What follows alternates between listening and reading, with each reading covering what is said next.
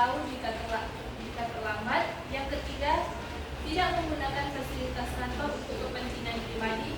Dan yang keempat, menjaga hubungan baik dengan rekan kerja dan menghindari konflik. Selanjutnya ada etiket berkomunikasi di kantor. Komunikasi dapat berupa pertama, komunikasi langsung atau lisan, berupa menggunakan bahasa tubuh dan sikap yang sopan. Yang kedua, ada komunikasi tulisan, menggunakan bahasa yang jelas dan formal. Yang ketiga, komunikasi tidak langsung atau melalui media cetak, elektronik, dan digital. Selanjutnya ada etika menelpon. Yang pertama, gunakan nada suara yang ramah dan jelas. Yang kedua, hindari berbicara dengan nada kesal. Yang ketiga, akhiri pembicaraan dengan ramah dan ucapkan terima kasih.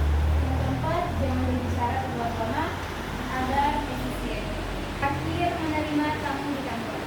Yang pertama, bersikap ramah dan sopan kepada tamu. Yang kedua, berikan perhatian penuh dan gunakan bahasa yang sopan. Dan yang ketiga, pastikan tamu merasa dihargai dalam interaksi. Kesimpulannya, etiket kantor mencakup sikap, komunikasi, dan perilaku di tempat kerja, menjaga profesionalisme dan menghormati rekan kerja, penting untuk menciptakan lingkungan kerja yang harmonis.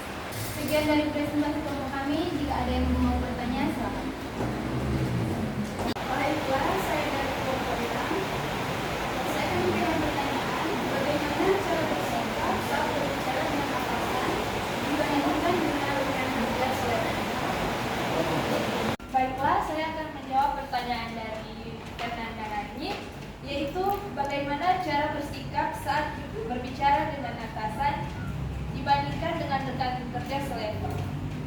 Yang pertama, saat berbicara dengan atasan, gunakan bahasa yang sopan dan formal. Yang kedua, tunjukkan rasa hormat. Ketiga, bersikap profesional.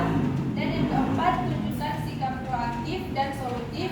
Dan yang terakhir, jaga gestur dan body language.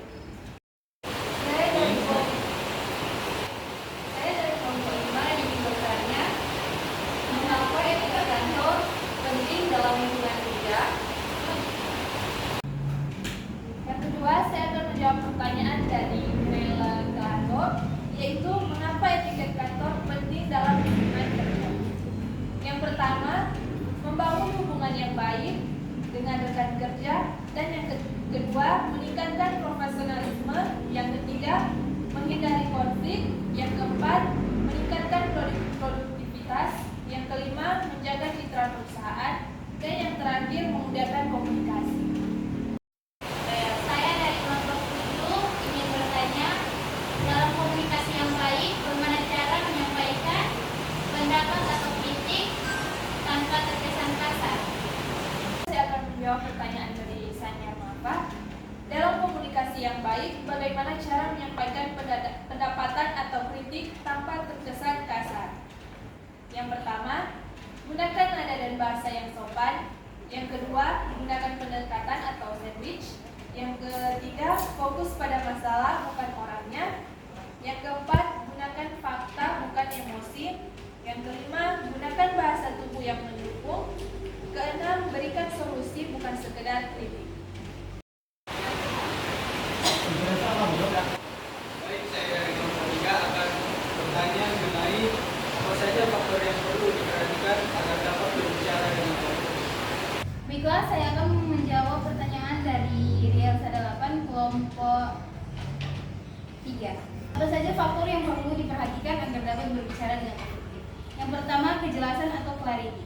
Gunakan bahasa yang mudah dipahami, hindari penggunaan jargon atau istilah teknis yang tidak perlu. Yang kedua, struktur yang terorganisir. Awali dengan pendahuluan yang menarik, gunakan poin-poin utama yang terstruktur. Yang ketiga, ada nada dan intonasi. Gunakan nada suara yang sesuai dengan konteks, variasikan intonasi agar tidak terdengar monoton. Yang keempat, ada bahasa tubuh atau body language. Jaga kontak mata dengan audiens, gunakan gerakan tangan yang alami untuk menekankan poin penting. Yang kelima, kesadaran terhadap audiens. Sesuaikan gaya bicara dengan audiens, perhatikan reaksi audiens dan sesuaikan tempo bicara. Yang keenam, kepercayaan diri. Latih dan persiapkan diri sebelum berbicara. Gunakan postur yang tegap dan percaya diri. Yang ketujuh, ada penggunaan kata yang tepat. yaitu hindari pengulangan kata yang tidak perlu, gunakan kalimat yang efektif dan langsung ke poin utama. Dan yang terakhir, manajemen waktu. Sesuaikan durasi berbicara dengan konteks dan kebutuhan audiens. Jangan berbicara terlalu cepat atau terlalu lambat. Oke, baik, saya dari kelompok 2 yang ingin memberi pertanyaan. Pertanyaannya, apa saja perilaku yang tidak etis dalam lingkungan kantor? Baiklah, saya akan menjawab pertanyaan dari Tamia Purba, kelompok 2. Apa saja etika yang tidak etis dalam kantor? Pertama, pelanggaran integritas. Yang kedua, penyalahgunaan wewenang. Yang ketiga, kurangnya profesionalisme. Yang keempat, kurangnya kejujuran dalam keuangan. Yang kelima, pelanggaran keamanan dan privasi. Yang terakhir, kurangi kooperatif dan tidak menghargai orang lain. Baiklah, saya dari kelompok 1 ingin bertanya, bagaimana etika dalam penggunaan fasilitas kantor seperti komputer dan internet? Akan menjawab pertanyaan dari Kesia Kalalo, kelompok 1. Bagaimana etika dalam penggunaan fasilitas kantor seperti komputer dan internet? Yang pertama, gunakan untuk keperluan kerja. Yang kedua, jangan menyalahgunakan akses internet. Dan yang ketiga, jaga keamanan data dan informasi. 4. Gunakan sumber daya dengan bijak. 5. Hindari penggunaan pribadi yang berlebihan. Dan yang terakhir, patuhi kebijakan perusahaan. Sekian presentasi dari kelompok 4. Terima kasih.